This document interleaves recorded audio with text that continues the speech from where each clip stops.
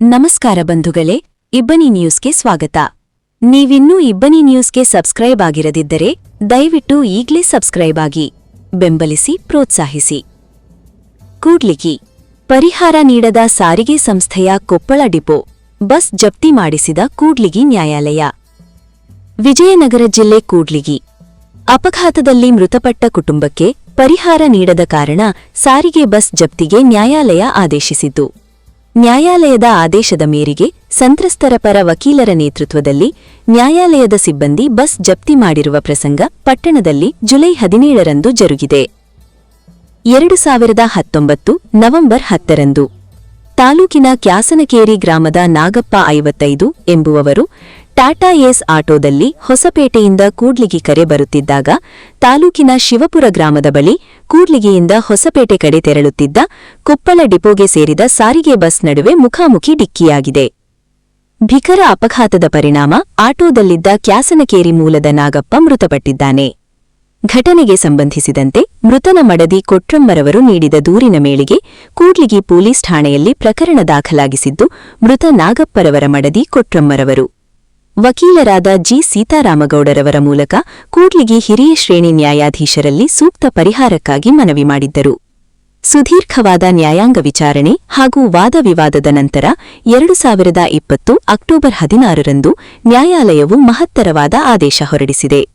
ಅಪಘಾತದಲ್ಲಿ ಮೃತಪಟ್ಟ ನಾಗಪ್ಪರವರ ನೊಂದ ಕುಟುಂಬಕ್ಕೆ 12 ಲಕ್ಷ ರು ಪರಿಹಾರ ನೀಡುವಂತೆ ಸಾರಿಗೆ ಇಲಾಖೆಯ ಕೊಪ್ಪಳ ಡಿಪೋಗೆ ಆದೇಶಿಸಿ 5-6 ವರ್ಷಗಳಾದರೂ ಕೂಡ ಸಾರಿಗೆ ಇಲಾಖೆ ಪರಿಹಾರ ಹಣ ನೀಡದ ಹಿನ್ನೆಲೆಯಲ್ಲಿ ಕೂಡ್ಲಿಗಿ ನ್ಯಾಯಾಲಯದ ಹಿರಿಯ ಶ್ರೇಣಿ ನ್ಯಾಯಾಧೀಶರಾದ ಜೆ. ಯೋಗೇಶ್ವರವರು ಸಂತ್ರಸ್ತರ ಪರ ವಕೀಲರ ಮನವಿ ಪುರಸ್ಕರಿಸಿ ಬಸ್ ಜಪ್ತಿಗೆ ಆದೇಶಿಸಿದ್ದಾರೆ. ಈ ಹಿನ್ನೆಲೆಯಲ್ಲಿ ವಕೀಲರಾದ ಜಿ. ಸೀತಾರಾಮಗೌಡರವರು ನ್ಯಾಯಾಲಯದ ಅಮೀನದಾರ ಸಿಬ್ಬಂದಿಯವರಾದ ಕೊಟ್ರೇಶ, ನಾಗರಾಜ, ಶೇಖ್ ಅಬೂಬಕರ್ರವರೊಡಗೂಡಿ ಬಸ್ ಜಪ್ತಿಗೆ ಮುಂದಾಗಿದ್ದಾರೆ. ಜುಲೈ 17ರಂದು ಕೊಪ್ಪಳ ಡಿಪೋಗೆ ಸೇರಿದ ಸಾರಿಗೆ ಇಲಾಖೆ ಬಸ್ ಕೂಡ್ಲಿಗಿ ಡಿಪೋ ಬಸ್ ನಿಲ್ದಾಣಕ್ಕೆ ಆಗಮಿಸಿದ ಸಂದರ್ಭದಲ್ಲಿ ತಕ್ಷಣವೇ ನ್ಯಾಯಾಲಯದ ಸಿಬ್ಬಂದಿ ಬಸ್ಸನ್ನು ಕಾನೂನು ರೀತಿಯ ಜಪ್ತಿ ಕ್ರಮ ಜರುಗಿಸಿದ್ದು, ಸಾರಿ ಇಲಾಖೆಯ ಬಸ್ಸನ್ನು ತಮ್ಮ ವಶಕ್ಕೆ ಪಡೆದು ನ್ಯಾಯಾಲಯದ ಆವರಣಕ್ಕೆ ಕರೆತಂದಿದ್ದಾರೆ. ಈ ಸಂದರ್ಭದಲ್ಲಿ ವಕೀಲರಾದ ಜಿ. ಸೀತಾರಾಮನಗೌಡ, ಜಿಎಂ ಮಲ್ಲಿಕಾರ್ಜುನಯ್ಯ, ಸಂತ್ರಸ್ತೆ ಕ್ಯಾಸನಕೇರಿ ಕೊಟ್ರಮ್ಮ ಹಾಗೂ ಅವರ ಸಂಬಂಧಿಕರು, ನ್ಯಾಯಾಲಯದ ಅಮೀನ್ ಸಿಬ್ಬಂದಿಯವರಾದ ಕೊಟ್ರೇಶ, ಶೇಖ್ ಅಬ್ದುಲ್ಲಾ, ನಾಗರಾಜ ಉಪಸ್ಥಿತರಿದ್ದರು. ವರದಿ Viji Vrishabhendra, Kudligi.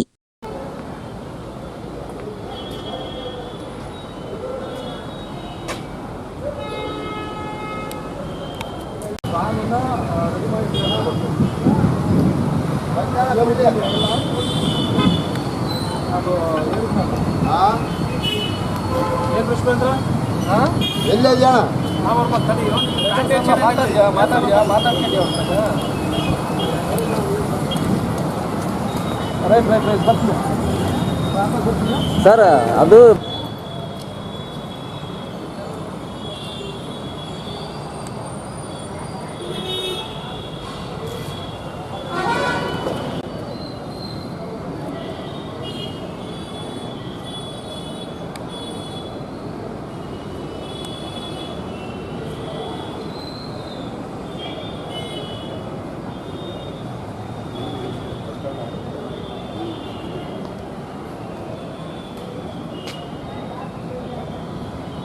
Sir number plate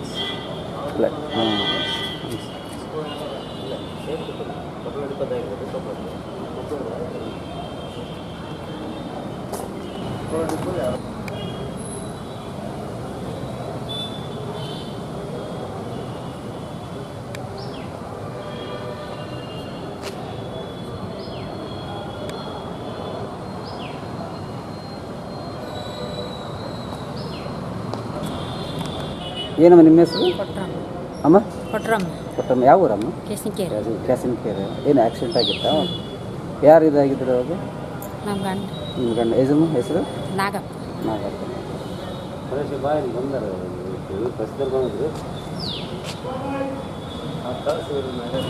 sir, ಇದೇ ಥರದ ಪ್ರಕರಣಗಳಲ್ಲಿ ಬಹುತೇಕ ಪ್ರಕರಣಗಳು ಅಂದರೆ ಈಗ KSRTC ಸಂಬಂಧದ ಏನು ಸಾರಿಗೆ ಸಂಸ್ಥೆಯಿಂದ ಅಪಘಾತಗಳಾದಾಗ ಅಥವಾ ಮೃತಪಟ್ಟಾಗ ಅಥವಾ ಗಾಯಗೊಂಡಾಗ ಪರಿಹಾರಕ್ಕೆ ನ್ಯಾಯಾಲಯದ ಮೊರೆ ಹೋದಾಗ ಪ್ರತಿ ಸಾರಿನೂ ಯಾವುದೇ ಪ್ರಕರಣಗಳು ನೋಡಿದ್ರೆ ಬಹುತೇಕ ಪ್ರಕರಣಗಳಲ್ಲಿ ಬಸ್ಸನ್ನು ವಶಪಡಿಸಿಕೊಳ್ತಕ್ಕಂಥ ಒಂದು ಇದು ರೂಢಿ ಸಂಪ್ರದಾಯ ಬಿಡೋದೇನೋ ಅನಿಸ್ತದೆ. ಯಾಕಂದ್ರೆ ನಾವು ವರದಿಗಾರರಾದ ಭಾಳಷ್ಟು ವರದಿಗಳು ನಾವು ಈ ಥರ ಮಾಡಿದ್ದೀವಿ. ಇದು ಯಾಕೆ ಸರ್ ಈ ಥರ ವ್ಯವಸ್ಥೆನೇ ಈಗನಾ ಅಥವಾ ಏನು ಇದಕ್ಕೆ ನೋಡಿ, ಈ KSRTC ಬೇರೆ ಇನ್ಸೂರೆನ್ಸ್ ಕಂಪ್ನಿಯವರೆಲ್ಲ ಡೆಪಾಸಿಟ್ ಮಾಡ್ತಾರೆ, ಇಲ್ಲ ಅಪೀಲ್ ಹೋಗಿ ಕೇಸ್ ನಡೆಸ್ತಾರೆ. ಈ KSRTC ಅವರು ಅಪೀಲ್ ಹೋಗ್ಲಾರ್ದೆ ನಮಗೆ ಪದೇ ಪದೇ ಪಾಪ ಪಿಟಿಷನರ್ಸ್ಗೆ ತೊಂದರೆ, ಅವ್ರ ಗಂಡನ್ನು ಕಳ್ಕೊಂಡು ಅಥವಾ ಕಾಲು ಕೈಯ ಮುರ್ಕೊಂಡು ತುಂಬ ತೊಂದರೆ ಆಗಿರ್ತಾರೆ. ಈಗ 5 ವರ್ಷ 6 ವರ್ಷಗಳಿಂದ ಅವ್ರಿಗೆ ಯಾವುದೇ ಪರಿಹಾರ ಸಿಗದೇ ಇರ್ತಾರೆ. ಇಂಥ ಸಂದರ್ಭದಲ್ಲಿ ಅವರು ಎಕ್ಸಿಕ್ಯೂಷನ್ ಪಿಟಿಷನ್ ಹಾಕ್ಕೊಂಡು ಅಟ್ಯಾಚ್ಮೆಂಟ್ ಮಾಡ್ಕೊಳ್ಳೋ ತನಕನೂ ಅವರು ಯಾವುದೇ ರೀತಿ ಅಮೌಂಟ್ ಡೆಪಾಸಿಟ್ ಮಾಡಲ್ಲ ನೊಂದವರಿಗೆ. ಇದು ವ್ಯವಸ್ಥೆ ಸ್ವಲ್ಪ ಬದಲಾಗಬೇಕು. ಸರ್ಕಾರದವರು ಈ ಬಗ್ಗೆ ಗಮನ ವಹಿಸಿ KSRTC ಅವರು ನ್ಯಾಯಾಲಯ ಅವ್ರಿಗೆ ಪರಿಹಾರವನ್ನು ಘೋಷಣೆ ಮಾಡಿ ಆದೇಶ ಮಾಡಿದ ತಕ್ಷಣವೇ ಪರಿಹಾರ ಸಿಗುವಂತಾದರೆ ನೊಂದಂಥವ್ರಿಗೆ ನ್ಯಾಯ ಸಿಕ್ಕಂಗಾಗುತ್ತೆ. ಈ ಬಗ್ಗೆ ಸೂಕ್ತ ಕ್ರಮ ವಹಿಸಬೇಕು. ತಾವು ಸಹ ಮಾಧ್ಯಮದವರು ಈ ಬಗ್ಗೆ ಅವ್ರಿಗೆ ಸರ್ಕಾರಕ್ಕೆ ಈ ಬಗ್ಗೆ ಗಮನ ಮೂಡಿಸ್ಬೇಕು ಅಂತೇಳಿ ತಮ್ಮಲ್ಲಿ ಕೇಳ್ಕೊತೀನಿ. ಮಲ್ಲಿಕಾರ್ಜುನಯ್ಯ, ಮಾಜಿ ವಕೀಲ ಸಂಘದ ಅಧ್ಯಕ್ಷರು, Kudligi.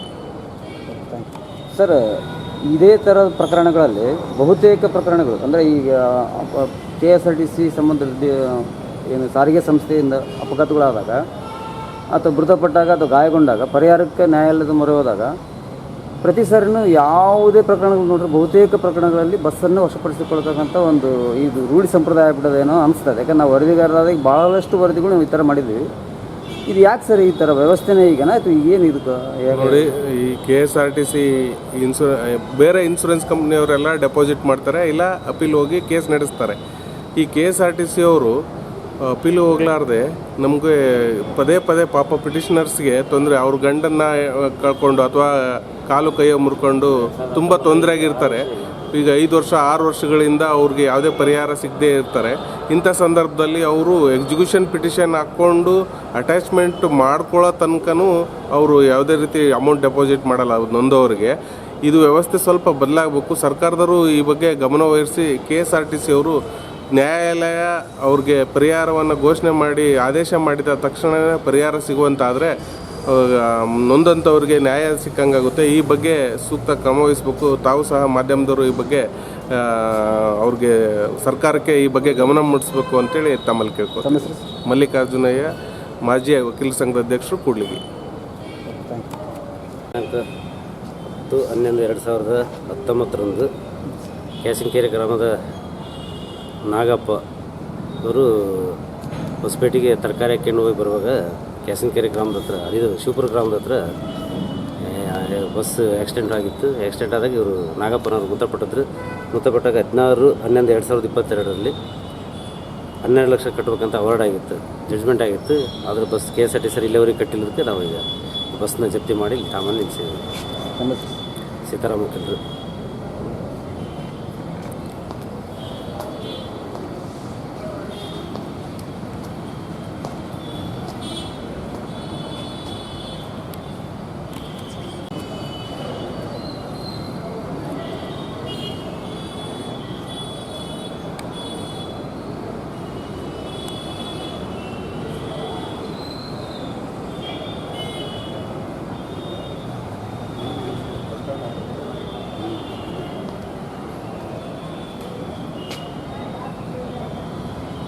Sir, number plate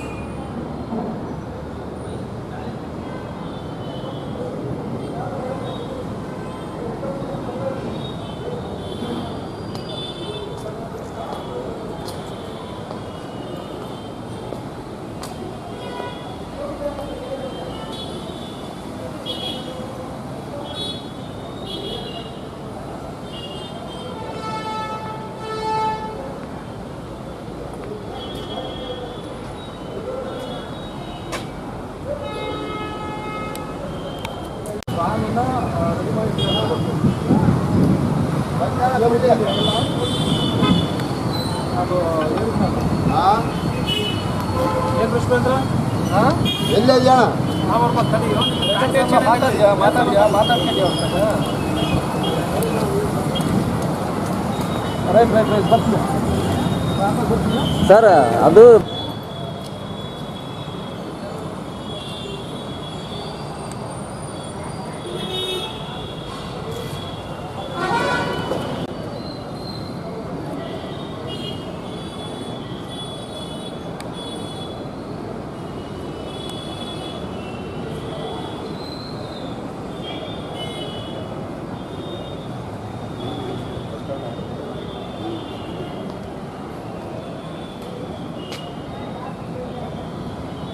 sir number plate ಹಾಂ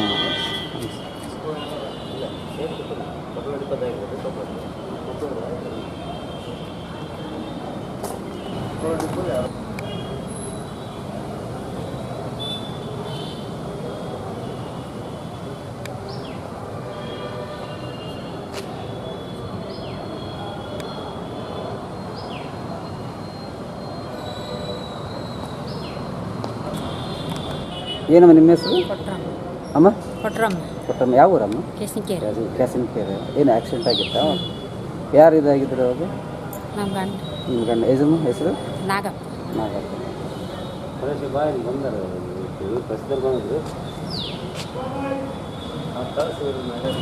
ಸರ್ ಇದೇ ಥರದ ಪ್ರಕರಣಗಳಲ್ಲಿ ಬಹುತೇಕ ಪ್ರಕರಣಗಳು ಅಂದರೆ ಈಗ KSRTC ಸಂಬಂಧದಲ್ಲಿ ಏನು ಸಾರಿಗೆ ಸಂಸ್ಥೆಯಿಂದ ಅಪಘಾತಗಳಾದಾಗ ಅಥವಾ ಮೃತಪಟ್ಟಾಗ ಅಥವಾ ಗಾಯಗೊಂಡಾಗ ಪರಿಹಾರಕ್ಕೆ ನ್ಯಾಯಾಲಯದ ಮೊರೆ ಹೋದಾಗ ಪ್ರತಿ ಸಾರಿನೂ ಯಾವುದೇ ಪ್ರಕರಣಗಳು ನೋಡಿದ್ರೆ ಬಹುತೇಕ ಪ್ರಕರಣಗಳಲ್ಲಿ ಬಸ್ಸನ್ನು ವಶಪಡಿಸಿಕೊಳ್ತಕ್ಕಂಥ ಒಂದು ಇದು ರೂಢಿ ಸಂಪ್ರದಾಯ ಆಗ್ಬಿಟ್ಟೋದೇನೋ ಅನಿಸ್ತದೆ. ಯಾಕಂದ್ರೆ ನಾವು ವರದಿಗಾರರಾದ ಭಾಳಷ್ಟು ವರದಿಗಳು ನಾವು ಈ ಥರ ಮಾಡಿದ್ದೀವಿ.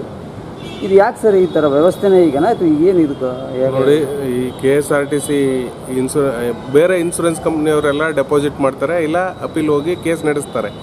ಈ KSRTC ಅವರು ಅಪೀಲ್ ಹೋಗ್ಲಾರ್ದೆ ನಮಗೆ ಪದೇ ಪದೇ ಪಾಪ ಪಿಟಿಷನರ್ಸ್ಗೆ ತೊಂದರೆ, ಅವ್ರ ಗಂಡನ್ನು ಕಳ್ಕೊಂಡು ಅಥವಾ ಕಾಲು ಕೈಯ ಮುರ್ಕೊಂಡು ತುಂಬ ತೊಂದರೆ ಆಗಿರ್ತಾರೆ. ಈಗ 5 ವರ್ಷ 6 ವರ್ಷಗಳಿಂದ ಅವ್ರಿಗೆ ಯಾವುದೇ ಪರಿಹಾರ ಸಿಗದೇ ಇರ್ತಾರೆ. ಇಂಥ ಸಂದರ್ಭದಲ್ಲಿ ಅವರು ಎಕ್ಸಿಕ್ಯೂಷನ್ ಪಿಟಿಷನ್ ಹಾಕ್ಕೊಂಡು ಅಟ್ಯಾಚ್ಮೆಂಟ್ ಮಾಡ್ಕೊಳ್ಳೋ ತನಕನೂ ಅವರು ಯಾವುದೇ ರೀತಿ ಅಮೌಂಟ್ ಡೆಪಾಸಿಟ್ ಮಾಡಲ್ಲ ನೊಂದವರಿಗೆ. ಇದು ವ್ಯವಸ್ಥೆ ಸ್ವಲ್ಪ ಬದಲಾಗಬೇಕು. ಸರ್ಕಾರದವರು ಈ ಬಗ್ಗೆ ಗಮನ ವಹಿಸಿ KSRTC ಅವರು ನ್ಯಾಯಾಲಯ ಅವ್ರಿಗೆ ಪರಿಹಾರವನ್ನು ಘೋಷಣೆ ಮಾಡಿ ಆದೇಶ ಮಾಡಿದ ತಕ್ಷಣವೇ ಪರಿಹಾರ ಸಿಗುವಂತಾದರೆ ನೊಂದಂಥವ್ರಿಗೆ ನ್ಯಾಯ ಸಿಕ್ಕಂಗಾಗುತ್ತೆ. ಈ ಬಗ್ಗೆ ಸೂಕ್ತ ಕ್ರಮ ವಹಿಸಬೇಕು. ತಾವು ಸಹ ಮಾಧ್ಯಮದವರು ಈ ಬಗ್ಗೆ ಅವ್ರಿಗೆ ಸರ್ಕಾರಕ್ಕೆ ಈ ಬಗ್ಗೆ ಗಮನ ಮೂಡಿಸ್ಬೇಕು ಅಂತೇಳಿ ತಮ್ಮಲ್ಲಿ ಕೇಳ್ಕೊತೀನಿ. ಮಲ್ಲಿಕಾರ್ಜುನಯ್ಯ, ಮಾಜಿ ವಕೀಲ ಸಂಘದ ಅಧ್ಯಕ್ಷರು, ಕೂಡ್ಲಿಗಿ. ಏನಮ್ಮ ನಿಮ್ಮ ಹೆಸರು? ಅಮ್ಮ? ಕೊಟ್ಟಮ್ಮ. ಯಾವ ಊರಮ್ಮ? ಅದು ಕ್ಯಾಸಿನಕೆರೆ. ಏನು ಆಕ್ಸಿಡೆಂಟ್ ಆಗಿತ್ತಾ? ಯಾರು ಇದಾಗಿದ್ರು ಅದು? ನಿಮ್ಮ ಗಂಡ ಹೆಸರು? ನಾಗಪ್ಪ. ಬಂದರು